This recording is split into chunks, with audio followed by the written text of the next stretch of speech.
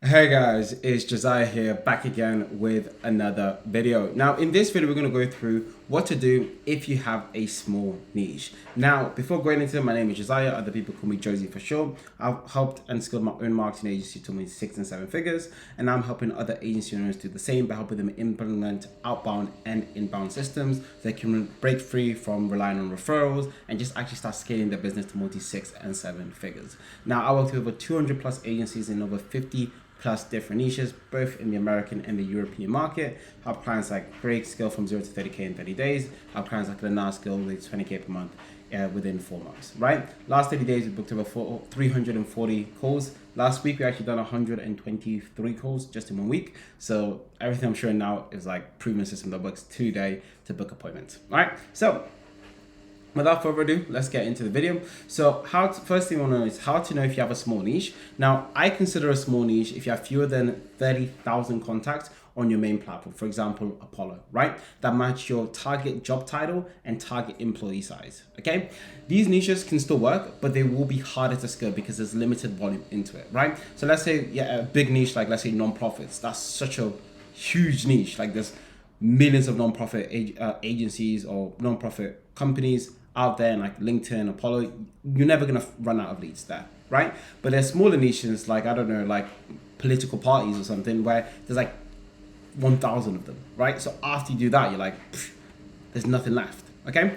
And a lot of people, right, when they do, especially in a small audience pool, it's very hard for them to scale because there's not enough leverage, there's not enough volume for them to keep going and keep running campaigns and even test, to be honest, because for some tests you may need like 200 outreaches to test an effective offer, right? But if you really have like 1,000 leads in your contacts, like 1,000 leads in your niche, right? After 4 tests, you're like gone. 4 to 5 tests, you're gone, right? There's nothing else for you to start scaling and start to actually like optimize. So that's why we really need a big niche to begin with. But there is some cases where your offer or your product may only work for a select few niches, okay? So there is a few ways that we can get around it to actually extend the lifetime of the niche and actually get a predictable campaign and a scalable campaign in these niches, okay? So the first thing is expanding the data within the niche, right? So you want to use multiple data sources to increase your lead pool, okay? For example, if you're targeting roofers, Apollo might show 20,000 contacts in Apollo, right, of ideal roofing companies, but if you're scraping something like Google Maps, you can also uncover 150,000 more,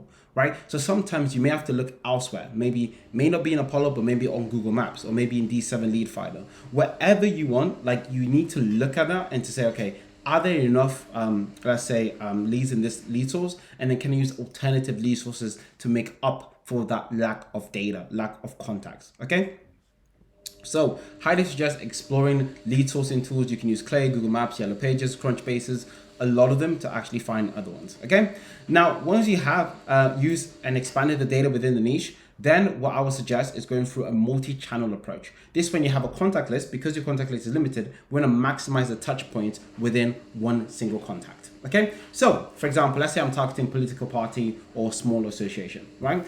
First thing I'll do is I run multi-account LinkedIn outreach. So I have loads of accounts on LinkedIn. I'll then also run that to one person, let's say one contact. Then I'll run a multi-account email strategy on the same contact. So get them on LinkedIn, then email. Then also call the leads directly to make sure that, hey, at least we're getting some form of phone in them. And then if they have SMS, WhatsApp, or Instagram, I'll then, of course, outreach on them, right? So I'll have a multi-channel approach to target a small group of people.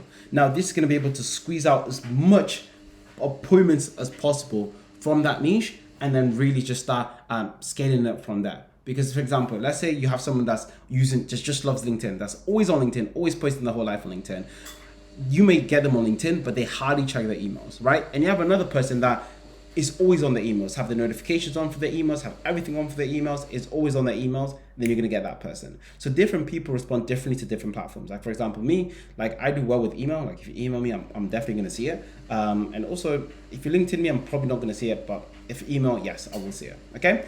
Another thing you can do is once you have a multi-account strategy, you can then have an increase your offer or increase the quality of your approach, right? So smaller niches, often tight communities, one big name can bring you an extra 5 to 10 clients, right? So for example, we had one of our clients that was targeting supplement companies, and he had one of the supplement companies that Joe Rogan is affiliated with, and that one case study helped him bring on 4 to 5 different supplement companies, because there's not really that many successful supplement companies out there in the market, but having like one of the big names or one of the big people in that entire community can actually bring 4 to 5 to 10 referrals just by having that name associated with you, right? So that's why we really want to do as much as we can to get that one big name in that small association, in that small niche, so then we can leverage it to use to get more clients or more bigger clients like that, right? So I'll definitely increase or advise increasing or making your front end offer stronger, right? So for example, first lead is free,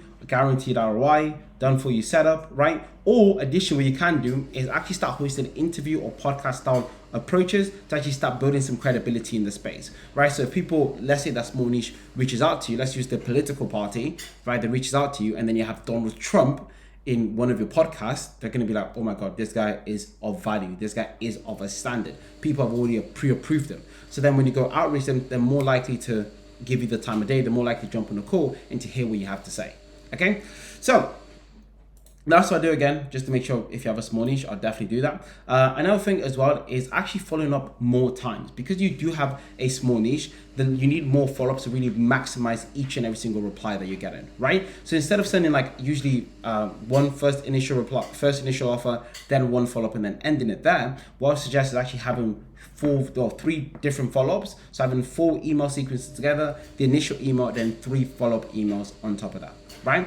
So for example, you can use different angles within the follow-up sequence. So the first one could be the main offer. So let's say example, lead generation. The second be a secondary offer, for example, sales support. The third one could be a tertiary offer, like service delivery or angle, like improving operation or intention. And the last one is usually a different contact. So, hey, are you the right person in this company, or is it better for me to reach out to Steve about this problem? Right? These approaches will help you increase the chance of response that you get from a small pool. Like everything we do right now is really to maximize how, like, if we already had the, like a better question to ask yourself is like, if you only had 1,000 people to reach out to, how would you go about reaching out to those people and making sure that you had a client by the end of the reach out, right? And this, like, if your life depended on it, this is exactly what I do step by step by step, right? Now, additionally, let's say, because majority of the people that have these small niches, they may not realize that their service or product or whatever they're offering, right, can actually be service or can be used or of value to a niche that's adjacent to their current niche, right? I'll give you an example. Let's say agencies. If you're targeting agencies, you can actually target consultants, right? Because at the end of the day, agency consultants, especially if they're in the same, let's say, business realm, they basically do the same thing, but one delivers it on a done for you platform and one delivers it via calls, right? So it's basically, you can do a similar offer, right? So if you do have a niche like that, for example, roofers, electrician, or like niches that are very similar, they use a similar terminology, right? So for example, best way to describe it is like, if there was an event and a roofer was there, who else will be in the event? A roofer, an electrician, a plumber.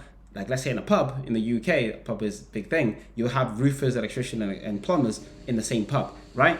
Or if you're in a mastermind for agencies, you can have agency and consultants. So people that go to events together tend to be kind of adjacent niches, right? That would be a best way to think about it, right? So once you've then hit up your current list, one thing I'll do is I'll recycle that list every 60 days. That's one of the big things, is every 60 days, re-hit up that list and just say, hey, like a new offer or a better offer than you already was, or you actually got a case study, then you can talk about the case study.